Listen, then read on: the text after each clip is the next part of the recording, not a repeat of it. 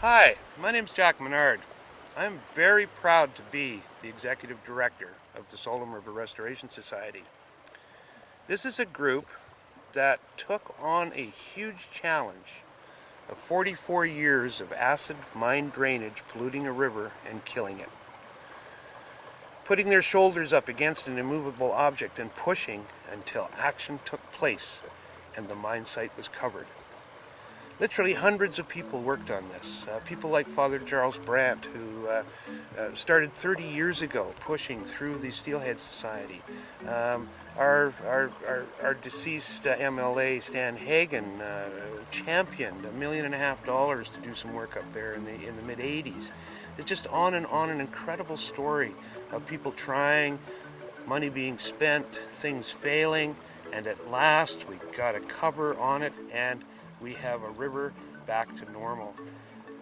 This is very exciting because now we have the opportunity to really go to work on the river and start to repair all of the degradation and damage that's been done over the years now that we have water quality back.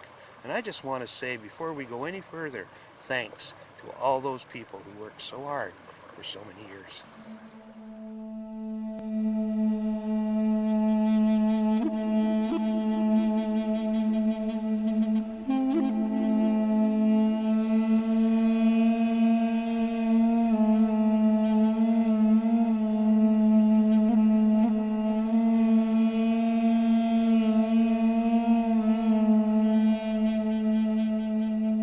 In the 50s, and there were so many salmon in there that you could walk across the river on them. As soon as the mine closed up, you came down here, you wouldn't see a fish in the river, and it was kind of sad to see. So we gave up coming down here. And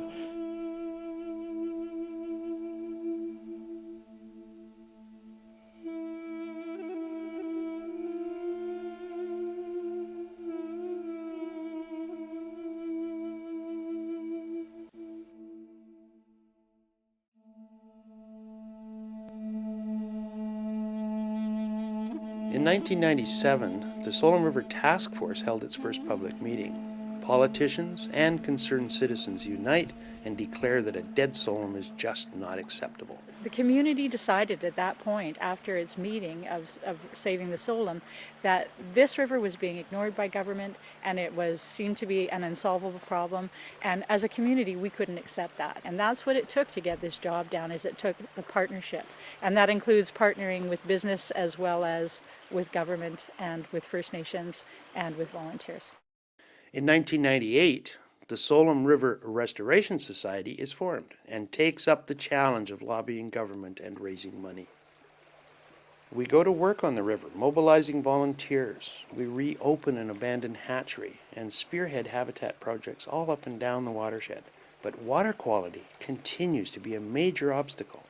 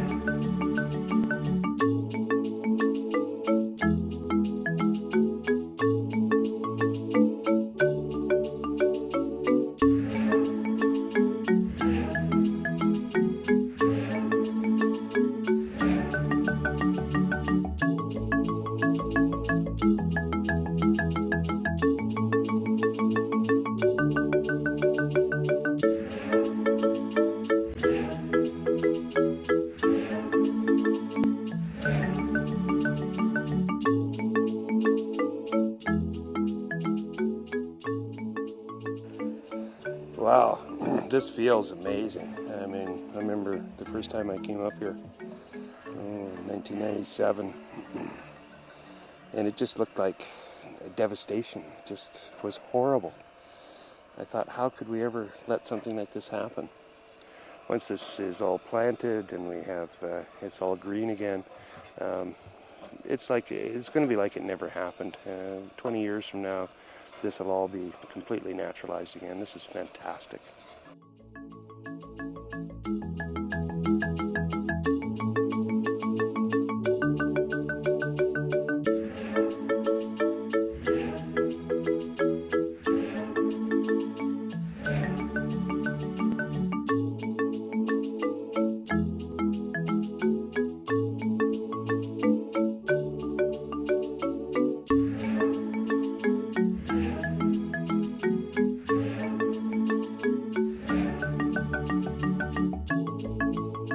So we do know that low flows are a big part of the puzzle. We know that we're losing a lot of our fish in the late summertime as things dry up, and there's not enough water for the coho and the trout to survive through the summer. We know that that's one of the big problems. But conversely, we know we have a huge problem with runoff, rapid runoff off the landscape. We know that the water is moving too quickly to the ocean and not staying in the landscape enough. So these are the kinds of things we're looking at. We've got huge amounts of substrates, gravel and rocks and boulders that are moving through the system very slowly. This was all stuff that was loosed by the original logging that took place in the river. And it's slowly moving its way through and piling up in these great piles. You can even see one of those piles here beside me. We have to tackle these. We have to get the channel narrowed up. We have to stabilize these. The fish that come in as adults, they spawn in these gravel beds. They're perfect spawning. They're underwater when the fish come in. But then we get a flood event and they all shift and we lose eggs. Huge part of the puzzle is trying to solve this whole flow issue between the extreme highs, extreme lows, and these moving gravels. We know that's a big part of the puzzle and where we're going to have to spend quite a bit of energy over the next few years. Another big piece of the puzzle is understanding just how much habitat actually is available in the system.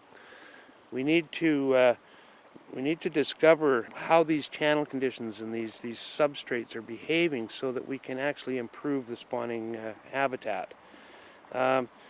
We need to stabilize banks. We need to replant riparian areas. Ultimately, what we're trying to do is to mimic a fully forested watershed. We do have an active logging company in the watershed that continually does cycles of timber harvesting. And what we want to do is kind of try and compensate for some of the effects of that.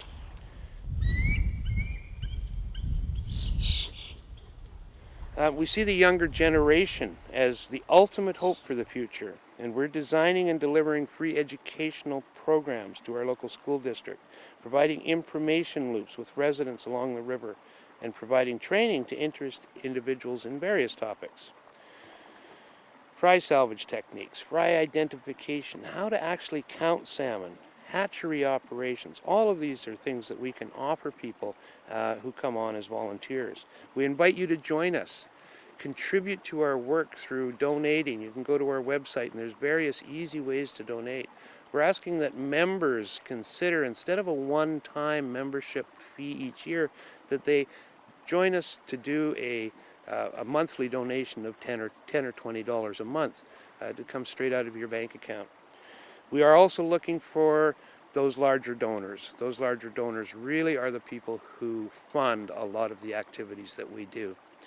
And just to give you an idea of how well that can work, Mr. Bob Hager, one of our benefactors who's since passed away about a year and a half ago, he got involved with us, came onto the board, was interested in what we were doing, and saw that there was this kind of hesitation around doing anything at the mine site.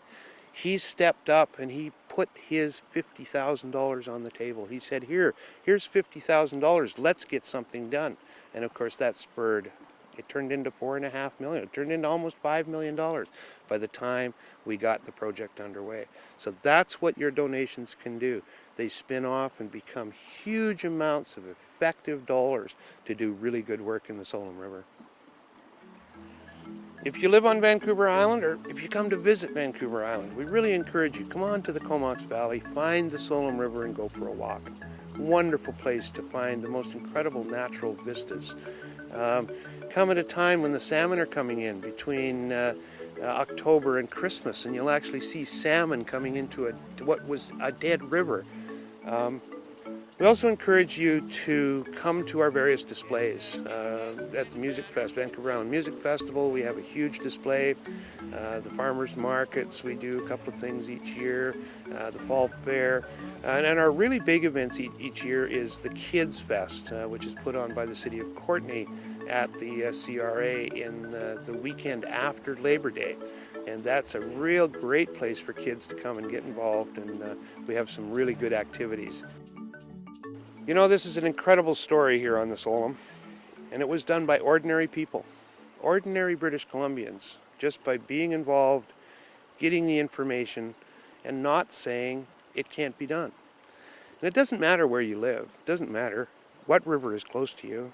These are things that you can do in your own hometown, in your own river, in your own backyard. Visit our website and take some of that information and use it.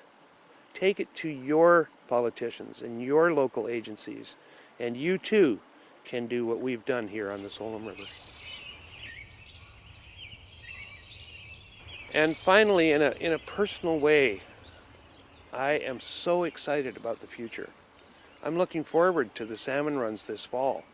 I'm looking forward to seeing how the cutthroat and the coho are going to survive over the next few years. We have an opportunity here to really make a difference. And I'm looking forward to working with all the people that I've been working with and the new people that are going to come on board over the next few years. It's an exciting time for the Tsolum River.